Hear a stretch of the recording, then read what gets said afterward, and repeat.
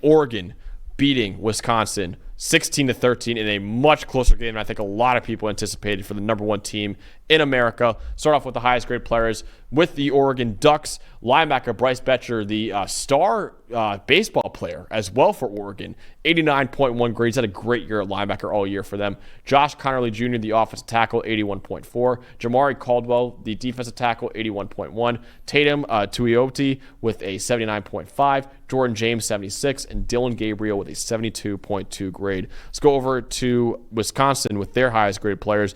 Three highest graded players were all in the secondary, which makes sense because that's really where they shine all year. Hunter Waller, 71.8, Austin Brown, 71, and then Nazir Forkerin with a 70.9, Christian Allegro at a 69.6, Preston Zachman, 67.4, and then Braden Locke, the quarterback, with a 46.5 grade in the close loss for the Badgers. I'll start off with my tells a story here.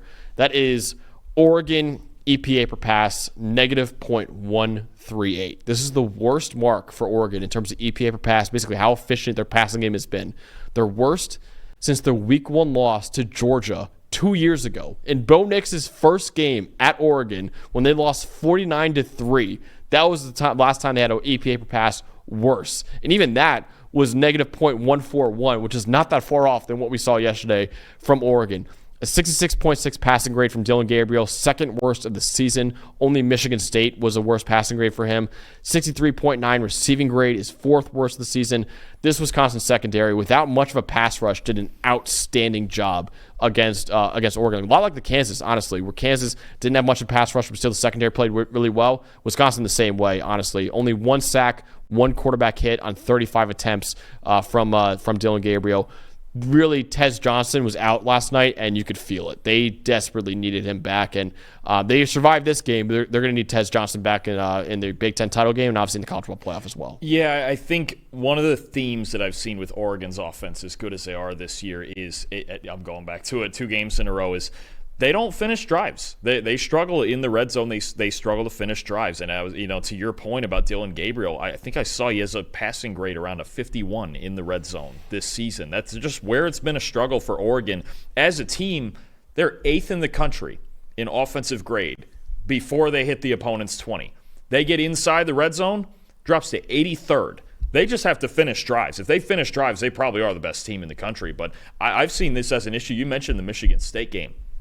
That was another game. They just couldn't finish. They couldn't finish drives. I think Gabriel threw 2 interceptions into or at least close to the end zone. I think this is something that they need to figure out because, again, if you get in the Big Ten title game or you get into these playoff games, Oregon has had 2 issues. I think it's been inconsistent deep ball and creating explosives down the field, and it's been red zone offense. And these 2 things are going to continue to show, look, they're going to get to play probably either Ohio State or Indiana come the Big Ten title game. And I promise you right now, those 2 teams are going to go, listen, just hold them to field goals, and we'll be okay. This has been an issue for Oregon all season, despite being undefeated. If they don't figure it out in time for the playoff, they could have a real problem because they can't have an offensive performance like this. Definitely. Dalton, for you, what was that little story in this Oregon victory? Okay, so the reason they still won the game, you mentioned Oregon's EPA per pass.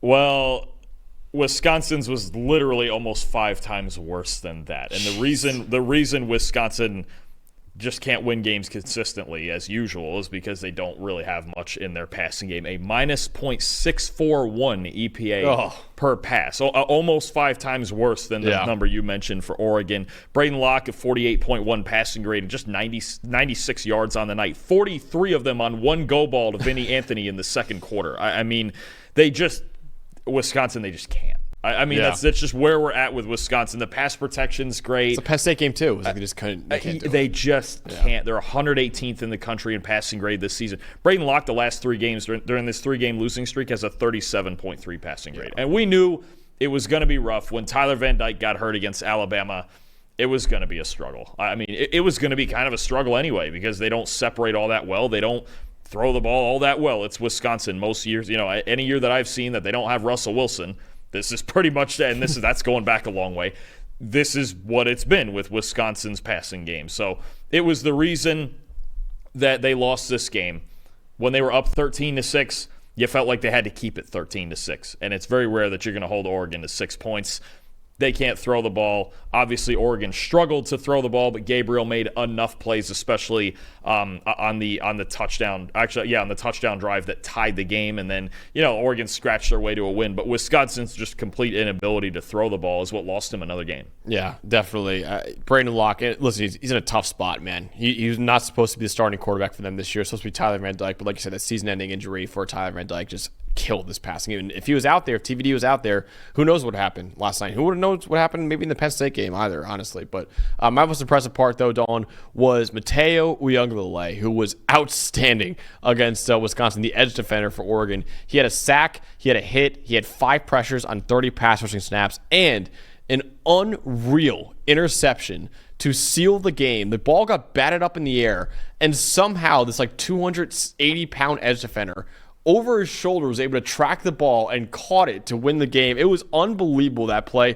Also had another play where he had a coverage stop where on a crossing route, a receiver caught the ball, and he just laid his shoulder down and knocked him out. It was okay, Matayo Uiagalelei was outstanding against Wisconsin. He just was dominant on passing plays, and big reason why. Oregon's front seven, you talk about another guy in just a second, their front seven dominated in this game, and Matayo Uiagalelei was a big part of it, and the guy you're about to talk about is a big part of it as well. It's a really good front seven. I think something we haven't talked about enough is how good they are. Jamari Caldwell with a great game inside, too, but I want to highlight the linebacker you talked about at the top is Bryce Boettcher. I just love watching him. He's one of these gritty middle linebackers who maybe he doesn't have a ton of traditional stats, but he racks up tackles, he flies to the football, and he is, I think he's the leader of this defense. And look, 9 tackles in this game, 3 stops, only allowed 1 catch for -1 yard, got his 4th pass breakup of the season. Bryce Boettcher, especially on early downs, has been a monster this year. Max, he's the 4th highest graded linebacker in the FBS right now. Ooh. This isn't just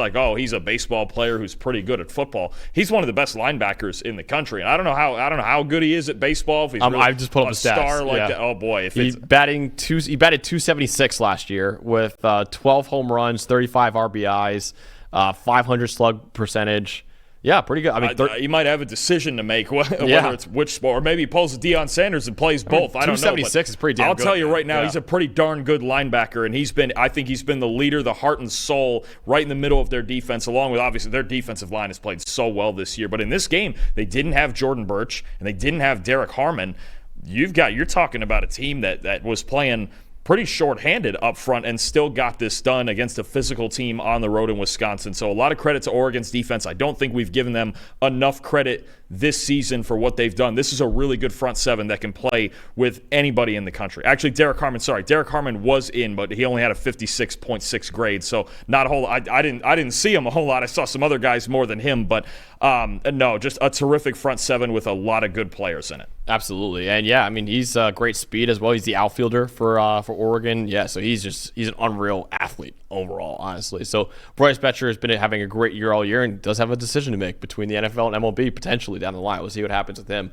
But Oregon surviving and advancing with a 3-point victory over Wisconsin.